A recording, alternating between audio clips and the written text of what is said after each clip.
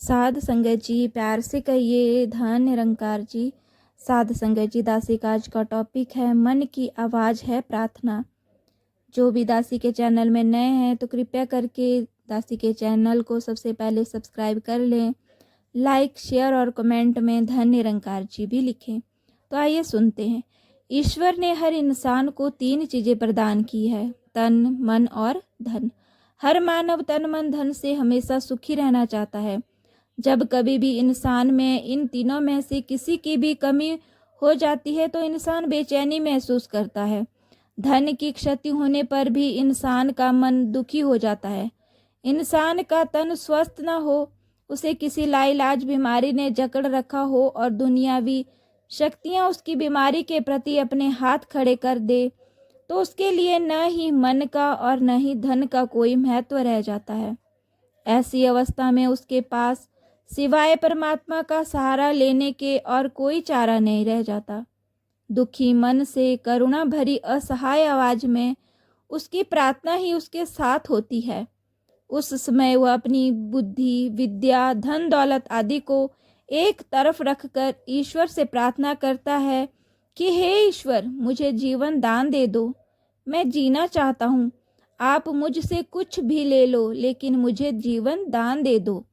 यह अवस्था उस इंसान की है जो ईश्वर को तब याद करता है जब तन, मन और धन के दुखों ने उसे घेर लिया होता है। तब उसे महापुरुषों के ये शब्द याद आते हैं, दुख में सुमिरन सब करे, सुख में करे न कोई। जो सुख में सुमिरन करे तो दुख काहे को होए। प्रार्थना या अरदास की जरूरत तो हर इंसान को पड़ती है, चाहे वह ब्रह्मज्ञानी है या नहीं। सांसारिक व्यक्ति संसार की वस्तुओं को ही सब कुछ मानता है, जबकि ब्रह्मज्ञानी इनको ईश्वर प्रभु की रहमत समझता है। दोनों के बीच में प्रार्थना करने का अंदाज भी अलग होता है। सांसारिक व्यक्ति अरदास करता है तो सांसारिक पदार्थों, शक्तियों की प्राप्ति के लिए। इसके लिए वह ईश्वर से भी व्यापारिक भाषा में कहता है कि हे प्रभु, मेरा व्यापार जो घाटे में चल रहा है उसे लाभ में बदल दो। मैं इतने पैसों का लंगर करूंगा, आपके लिए मंदिर, मस्जिद व गुरुद्वारा बनाऊंगा।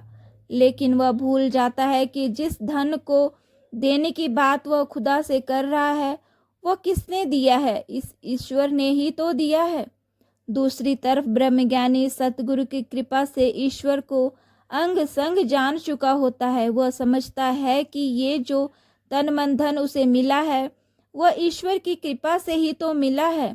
उसके पास तो यह अमानत के रूप में दिया गया है। इनका प्रयोग गुरुमत के अनुसार मानवता की भलाई के लिए ही करता है।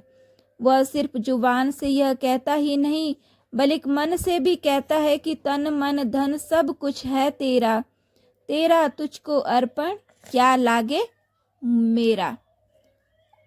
अज्ञानतावश इंसान को ईश्वर ने वास्तव में प्रार्थना करनी ही नहीं आती, इससे मांगना ही नहीं आता। ईसा मसीह जी ने बाइबल में स्पष्ट तौर पर कहा है कि मांगो तो तुम्हें दिया जाएगा, ढूंढो तो तुम पाओगे, खटखटाओ तो तुम्हारे लिए खोला जाएगा। क्योंकि जो कोई मांगता है उसे मिलता है, और जो ढूंढता है वह पाता है, और जो खटखटाता है उसके लिए खोला जाता है। तुम में से कौन सा ऐसा मनुष्य है कि यदि उसका पुत्र उससे रोटी मांगे तो उसे पत्थर दे? प्रार्थना हमेशा अपने पिता से की जाती है। सतगुरु निरंकार हमारा पिता है। सतगुरु ही ईश्वरीय ज्ञान देकर हमें समझाता है कि मांगना पड़े तो अपने परम पिता परमात्मा से ही प्रार्थना करो।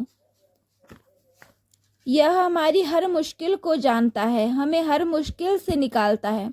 महात्मा कहते हैं कि हर मुश्किल दा हल सतगुरु है, कल भी सतगुरु सी, अज भी सतगुरु है। गुरु अर्जुन देव जी को जब गर्म तवों के ऊपर गर्म गर्म रेत पर बिठाया गया तो उन्होंने तब भी प्रभु ईश्वर से कोई गिला नहीं किया, किसी को बुरा भला नहीं कहा, बल्कि यही कहा, तेरा भाणा मीठा लागे, नाम पदारथ नानक मांगे। जब ईसा मसीह जी के हाथों व पाँव में कीले गाड़ दी गई जब उनका शरीर लहूलुहान हो गया, तब उन्हें सूली पर चढ़ाने की तैयारी की जा रही थी, तब भी उनके मुख से किसी के बारे में बुरी भावना नहीं निकली।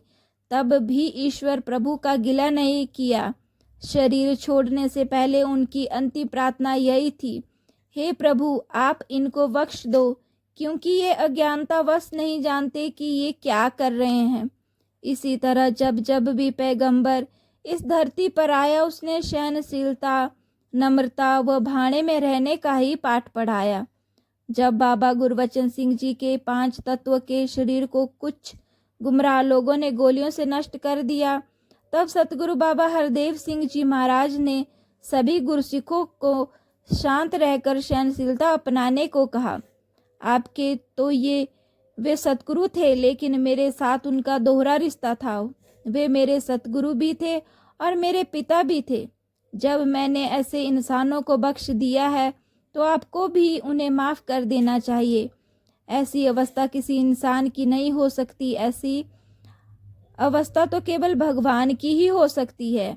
आज भी सतगुरु माता सुदीक्षा जी महाराज हमें ब्रह्म ज्ञान प्रदान कर रही हैं। यही सिखा रहे हैं कि हमें हर समय इस परम पिता परमात्मा का शुक्रिया ही अदा करना चाहिए। तन मन धन और तो इसकी देन है। यह जब चाहे इन्हें वापस ले सकता है, पर जब चाहे इन्हें घटा बढ़ा भी सकता है। इसके लिए हमें कभी गिला शिकवा नहीं करना चाहिए और ना ही परेशान होना चाहिए। हमें हमेशा भाणे में रहना चाहिए। गुरसिख वही होते हैं जो भाणे में रहते हैं। जैसे अवतार वाणी में भी कहा है, भावे सुख दे भावे दुख दे, मनना भाणा सीखिए, जिस रंग रखे उस रंग रह के, प्रेम निभाना सीखी है। तो जिस भी तरह से हमें सतगुरु रख रहा है, हमने उसी को सतगुरु का भाणा मानकर अपने जीवन को जीना है। क्योंकि जैसे जैसे ये हमें रख रहे हैं, हमने इन्हीं के कहे अनुसार अपने जीवन को ढालना है। तो आइए सभी सुमिरन में साथ दें। तू ही निरंकार मैं तेरी शरण हाँ, मैनू बख्श लो। तू ही निरंकार मैं तेरी शरण हाँ, मैनू बख्श लो।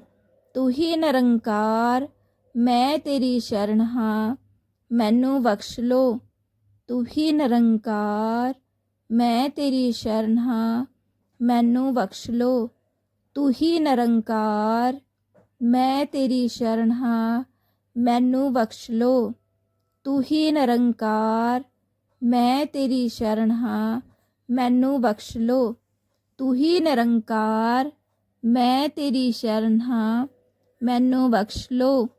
तू ही निरंकार मैं तेरी शरण हाँ, मैनू बख्श लो। तू ही निरंकार मैं तेरी शरण हाँ, मैनू बख्श लो। तू ही निरंकार मैं तेरी शरण हाँ, मैनू बख्श लो। तू ही निरंकार मैं तेरी शरण हाँ, मैनू बख्श लो। बोलिए सतगुरु माता सुदीक्षा सविंदर हरदेव जी महाराज की जय। निरंकारी राज माता गुरु बचन अवतार की जय। प्यार से कहिए धन निरंकार जी।